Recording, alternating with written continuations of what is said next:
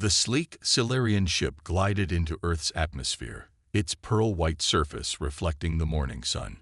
Inside, Zara nervously adjusted her breathing apparatus. Her slender blue fingers traced the edge of her protective suit as she peered through the viewing portal at the approaching Houston International Spaceport. "Remember the protocols," Dr. Nevix said, his voice crackling through the communication system. "Human environments contain higher gravity and oxygen levels than our bodies can handle without protection." Zara nodded. As the youngest scientist on the first official Silurian research mission to Earth, she felt both honored and terrified. Her people, with their advanced technology but physically fragile bodies, had avoided direct contact with humans until recently. Everything changed when humans defended a Silurian outpost from raiders, demonstrating both strength and unexpected kindness. "Their physical capabilities are remarkable," Zara said, reviewing her notes. "But we must maintain scientific objectivity." The ship landed with a gentle hum. Through the viewport, Zara saw a group of humans waiting on the landing pad. They looked so solid compared to her people, broader, thicker, with dense muscle structure visible even beneath their clothing. When the airlock opened, Earth's heavier atmosphere hit the Silurian delegation like a physical force, even through their protective gear. Zara steadied herself, determined not to show weakness. A tall human male with short brown hair stepped forward from the greeting party. "Welcome to Earth. I'm Officer Ryan Miller, assigned as liaison to your research team." His voice was deeper than any Silurian's, and Zara found herself fascinated by the way his chest expanded with each breath.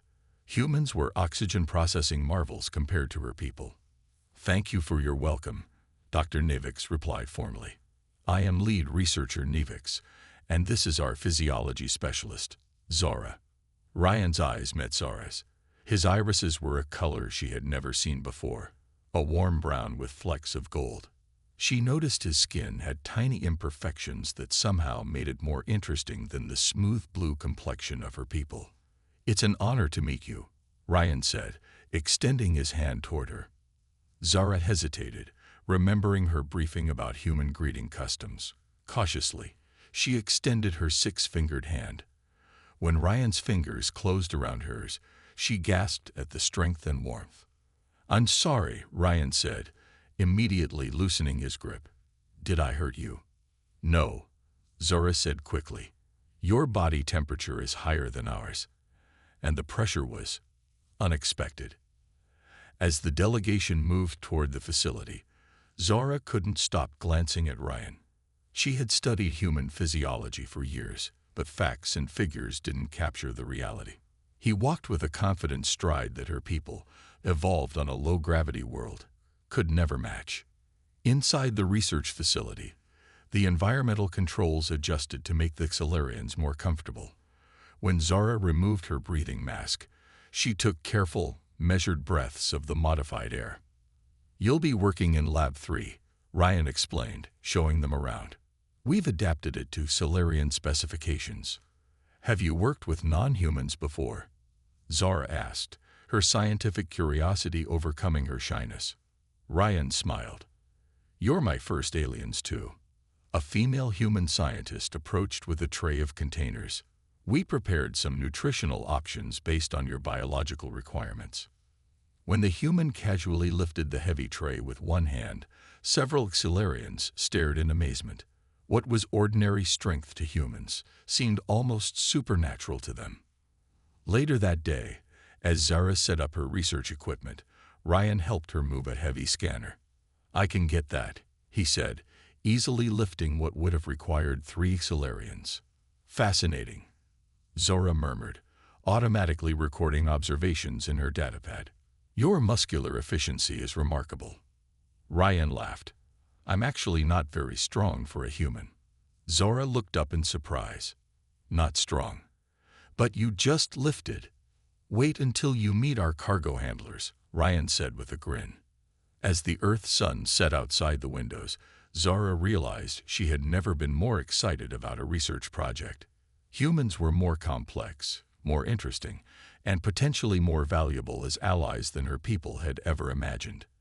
and Officer Ryan Miller was the most fascinating specimen of all. 1 week after the Xelarian arrival, Zara prepared the lab for her first official human strength assessment. Her delicate blue fingers arranged sensors on the testing equipment as she reviewed her notes. "Subject 1 has arrived," announced the lab assistant. Ryan walked in wearing simple exercise clothes. Zara tried to maintain her professional demeanor, but she couldn't help noticing how different human bodies were, solid and dense compared to the willowy Xelarians.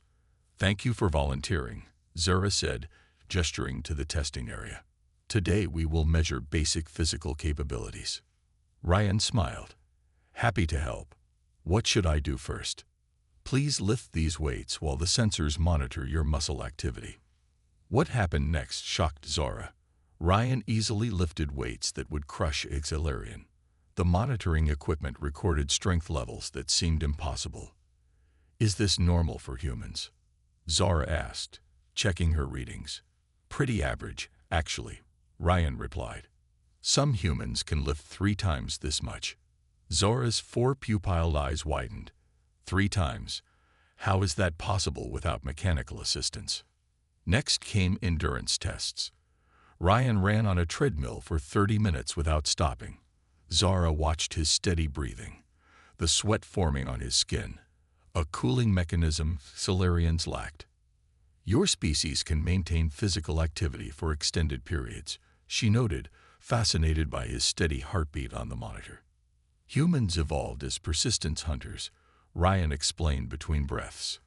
"Our ancestors would chase prey until it collapsed from exhaustion." The concept horrified and amazed Zara.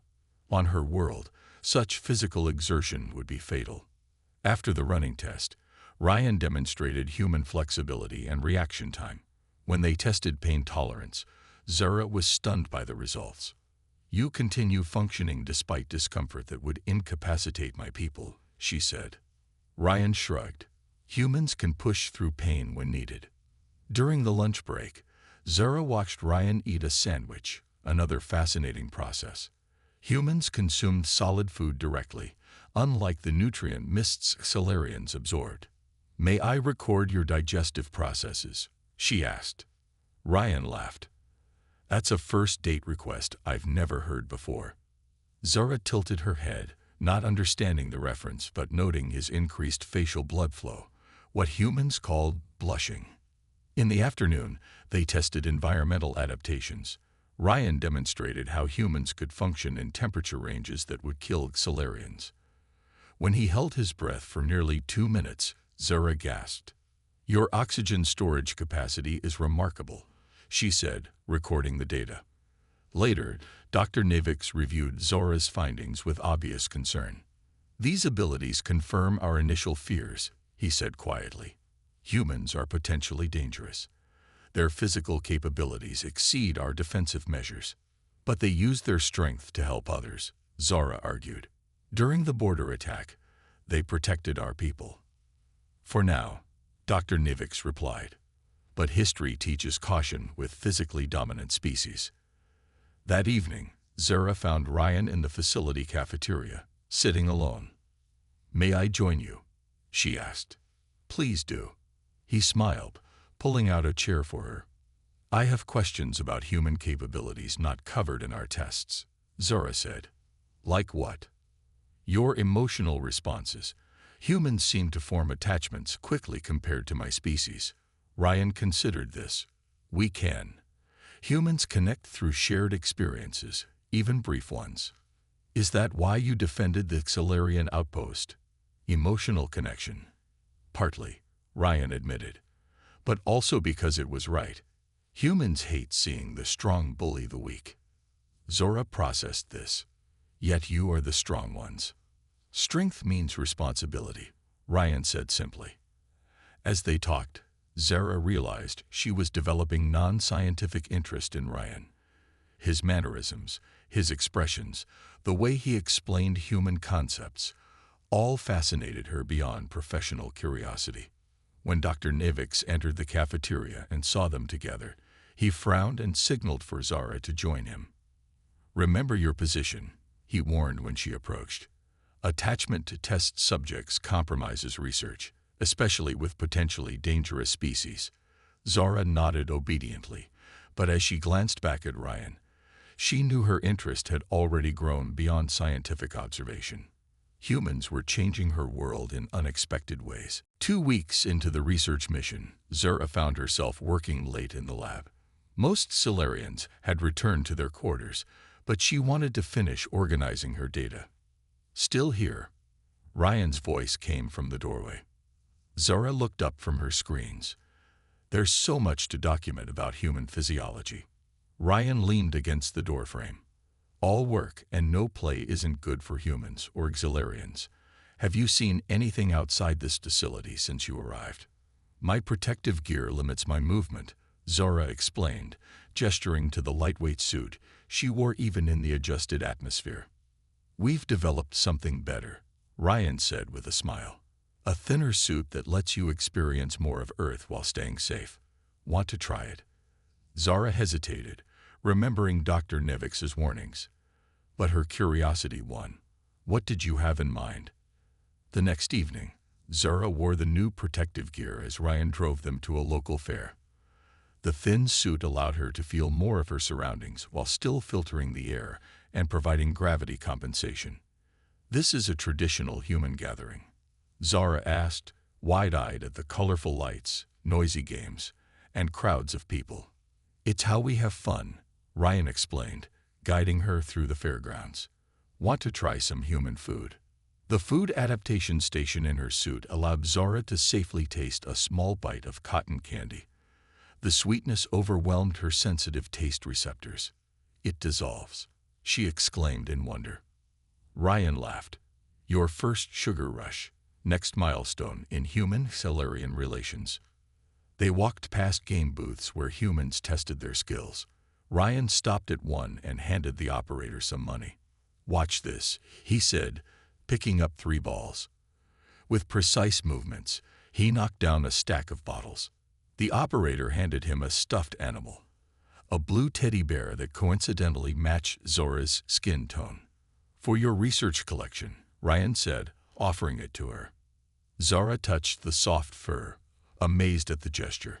On her world, gifts were formal affairs given only at significant ceremonies. Thank you, she said, holding it cautiously. What is its purpose? Just for comfort, Ryan explained. Humans like soft things that remind us of people we care about. As they continued walking, the sky suddenly darkened. Zara looked up in alarm. Weather change, Ryan explained as the first raindrops fell. Maybe we should head back. But Zara stood transfixed as rain began to fall. On her world, precipitation was rare and highly acidic. But here, through her protective suit, she could feel the gentle patter of water droplets. It's beautiful, she whispered. The rain fell harder. Other fairgoers ran for shelter, but Zara extended her arms, feeling the rhythm of the drops. Ryan watched her with a smile. Most humans complain about rain. They don't know what they have, Zara said. To feel connected to a planet's natural cycles. Without warning, a strong gust of wind caught Zara's lightweight frame. She began to lose balance in the Earth gravity. Ryan's hand shot out, catching her arm and steadying her. The contact, even through her suit, sent a strange sensation through Zara's body. I've got you, he said quietly. Lightning flashed across the sky, illuminating Ryan's face. Zara found herself studying his features, so alien yet increasingly familiar. Later that night, back at the facility, Zara recorded her observations as always. But for the first time, she kept some thoughts private. The way Ryan's hand felt supporting her, the close proximity as they rushed back to the car, the strange flutter in her chest when he smiled. When Dr. Nevix asked about her evening, she mentioned only the scientific aspects, human recreational activities, food consumption patterns, social groupings. You're spending considerable time with this human, Dr. Nevix noted with disapproval. He provides valuable cultural insights, Zara replied. Remember your purpose here, Dr. Nevix warned. Some delegation members are already concerned about your behavior. They say you're becoming too human in your thinking. Zara nodded respectfully, but as she returned to her quarters, she placed the blue teddy bear on her sleep platform. For the first time, she wondered if becoming more human-like might not be entirely negative. Her world was changing, one human experience at a time. Alarms blared throughout the research facility. Zora looked up from her workstation, her four pupilled eyes widening in fear. The emergency lights flashed red, the signal for environmental hazard. All personnel evacuate to safe zones, the automated system announced in both English and Silurian. Zora joined the stream of researchers heading toward the exits. The human scientists moved quickly but calmly, while her Silurian colleagues struggled in the panic. "What's happening?" she asked a passing technician. Lab 7 explosion. Part of the East Wing collapsed. Lab 7, where Dr. Navix and 5 other Xilarians were working on atmospheric analysis. Zara's heart raced as she pushed against the crowd, moving toward the East Wing instead of away. When she reached the security checkpoint, she found chaos. Human emergency teams were gearing up while Silurian officials argued with them. "You don't understand our physiology," a senior Silurian diplomat was saying. "The chemical leak is toxic to us in ways your protective gear isn't designed for." "We have universal filtration systems," argued a human emergency worker. "It's too dangerous," the Silurian insisted. "We must wait for our specialist team from the ship." Zora pushed forward. "Dr. Navix is in there." The diplomat turned to her. "Specialist Zora, return to the evacuation area. Our rescue team will arrive in 20 minutes. The toxic gas will have spread throughout the collapsed section by then," a human technician said, checking readings on a tablet. "Life signs are already weakening." Suddenly Ryan appeared, already wearing emergency gear. His eyes met Zora's across the checkpoint. "How many Xilarians?" he asked her. 6, she replied, "including Dr. Navix." Ryan nodded and turned to a group of humans in protective suits. "The collapsed section is filling with chlorine-based compounds. Toxic to Xilarians, but we can handle limited exposure. Standard protocols, 5-minute rotation." The Xilarian diplomat stepped forward. "I forbid this intervention. Your species lacks the delicacy needed for Xilarian medical care." "With respect," Ryan said firmly, "we're not waiting." He turned to his team. "Let's move." Zara watched in amazement as Ryan and 5 other humans pushed past the checkpoint and disappeared into the smoke-filled corridor. The monitoring screens showed their life signs. Elevated heart rates, but strong. "They'll be injured," the diplomat muttered. "Then we'll be responsible." Zara ignored him, watching the emergency feed. Through the grainy footage, she could see Ryan and his team breaking through debris and working their way toward the trapped Xilarians. The minutes passed agonizingly slowly. The levels of toxic gas continued to rise on the monitors. At such concentrations, Xilarian tissue would begin to dissolve. "Human team should retreat," a Xilarian safety officer announced. "Conditions now exceed safe parameters even for their physiology." But the humans didn't retreat. On the monitors, Zora watched as Ryan reached the first Xilarian, gently lifted the unconscious form, and carried it toward safety.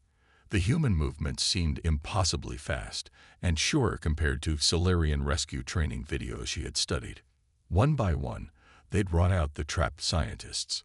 When Ryan appeared at the checkpoint carrying Dr. Navix, his protective suit was partially melted, and his exposed skin was red and blistered. "Get them to medical," he gasped, handing Dr. Navix to the waiting medical team before collapsing to his knees. Zara rushed to his side. "You're injured." Ryan looked up at her through pain-filled eyes. "Worth it." Everyone got out. The medical teams worked frantically, treating both the rescued Xilarians and the human rescuers. Zara stayed by Ryan's side as medics treated his chemical burns. "You shouldn't have taken such a risk," she whispered. "Couldn't just stand there," Ryan replied, wincing as medication was applied to his wounds. "Not when we could help." Across the medical bay, Dr. Navix was regaining consciousness. His eyes found Zora sitting beside the injured human, and for once, there was no disapproval in his gaze. Someone was recording the scene. By nightfall, footage of humans risking their lives to save Solarians was spreading across all communication channels, challenging everything her people thought they knew about these dangerous beings. 3 days after the accident, the research facility buzzed with activity. Repairs continued in the damaged section, but something else had changed too. Solarians and humans worked side by side with new understanding. Zara sat beside Ryan's hospital bed, monitoring his recovery. His burns were healing quickly, another remarkable human trait. "You should be resting," she said when she found him reading reports on a tablet. Ryan smiled weakly. "Can't stay still too long. It's a human thing." "A Ryan thing," Zara corrected. She had been studying other humans and found that Ryan was particularly stubborn about recovery protocols. Dr. Nivix entered the room, moving slowly but steadily. His encounter with the toxic gas had left him weakened, but alive. "Thanks to Ryan." "Officer Miller," he said formally, "I must express my gratitude for your intervention." Ryan nodded. Anyone would have done the same. "No," Dr. Nivix said, his voice unusually humble. "My own people would not have attempted rescue under those conditions. Our physical limitations would have made it a suicide mission." Zara watched this exchange with amazement. Dr. Nivix had never shown such respect toward any human before. "The rescue footage has been transmitted to our homeworld," Dr. Nivix continued. "It has caused considerable discussion." That was an understatement. Zara had seen the messages from home. The Exilarian public was divided. Many praised the human bravery, while conservative groups warned against trusting a species with such dangerous physical capabilities. "I've been authorized to invite you to speak at our scientific academy when you recover," Dr. Navix told Ryan. "They wish to understand human motivation for self-sacrifice." After Dr. Navix left, Zara helped Ryan walk around the medical facility. The human doctors had insisted on regular movement to aid healing, another contrast with Solarian medicine, which prescribed complete stillness during recovery. "Your people are really that surprised we helped?" Ryan asked as they slowly moved down the corridor. "In our evolutionary history, physically stronger species always dominated weaker ones," Zara explained. "The concept of strength used to protect rather than control is revolutionary." Ryan stopped near a window overlooking the facility grounds. "Humans learned the hard way that being strong doesn't make you right." Later that day, Zara presented her preliminary research findings to the Joint Scientific Committee. Her hands trembled slightly as she activated her presentation display. "Human physiology offers complementary advantages to our own," she began. "While Solarians developed advanced cognitive processing and sensory perception, humans evolved remarkable physical resilience and adaptability." She showed comparative charts of human and Solarian capabilities. "Together, our species create perfect balance. What one lacks, the other provides."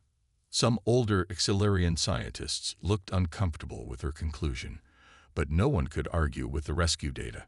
After the presentation, Zara found herself surrounded by curious Solarians with questions about humans. She answered patiently, becoming an unofficial ambassador for human-Solarian relations. That evening, she visited Ryan again. He was sitting up in bed watching Earth Entertainment on his tablet. "The committee approved my expanded research proposal," she told him excitedly. "We're establishing the first human-Solarian cooperative research division." "Congratulations," Ryan said warmly. "You're making history." Zara sat beside him, suddenly aware of her heart's beating faster. Over the past weeks, she had cataloged every physical difference between their species. But increasingly, she noticed similarities too: curiosity, compassion, courage. "I've been studying human emotional responses," she said hesitantly. "For your research?" Ryan asked. "Not exactly." Zora looked at her hands. "I've been experiencing unusual physiological reactions when we work together. Elevated heart rates, irregular breathing patterns, persistent thoughts about your welfare." Ryan's expression softened. Those sound like feelings we humans recognize. I believe I am experiencing attachment beyond scientific interest, Zara admitted. Is that problematic? Ryan reached out, gently touching her hand. Not from my perspective. The simple contact sent waves of sensation through Zara's nervous system. She realized she had never fully understood humans until this moment. Their strength wasn't just in their muscles, it was in their capacity for connection.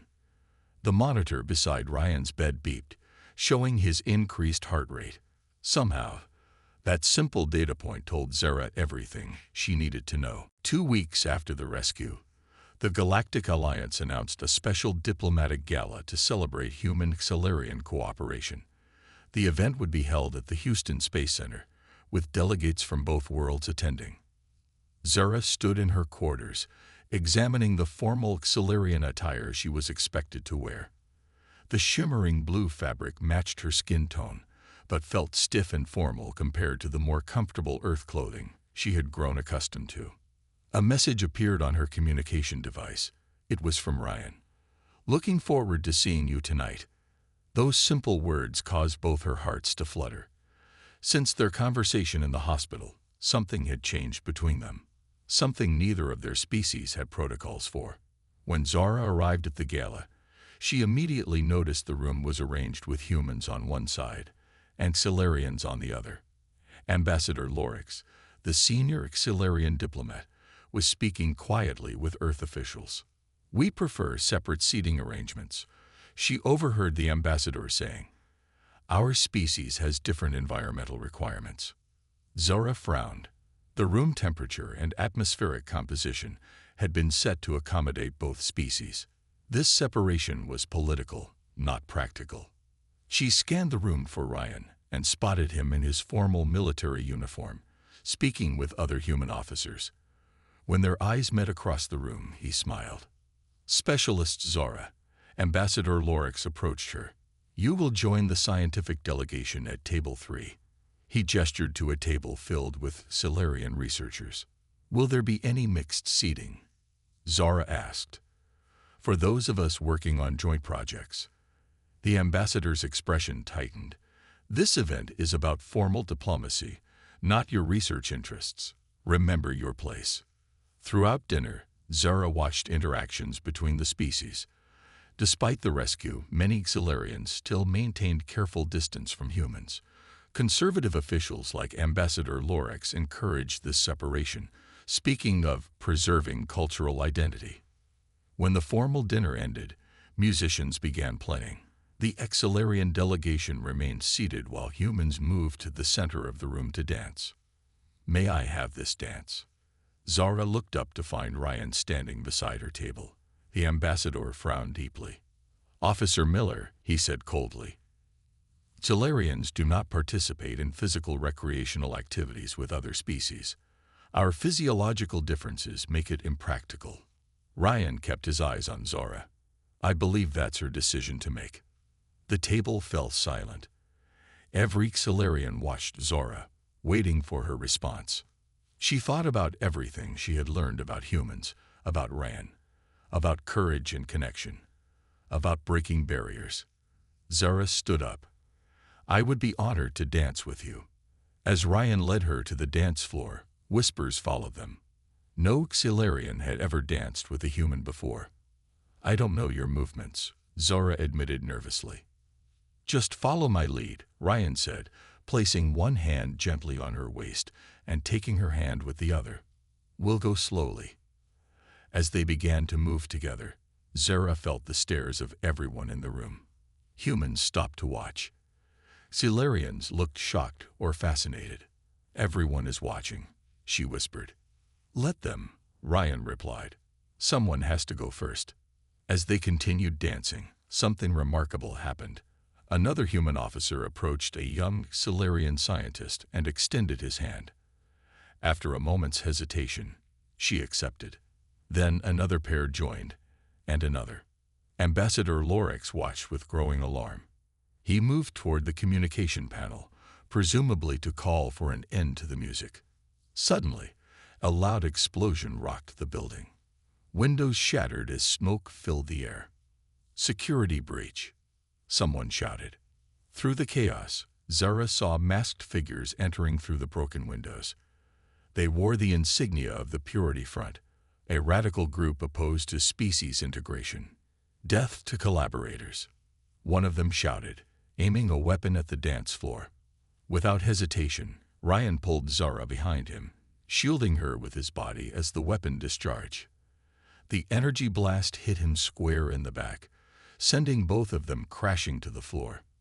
Zara screamed as Ryan's weight collapsed on top of her. All around them, chaos erupted as humans rushed the attackers while Solarians sought cover.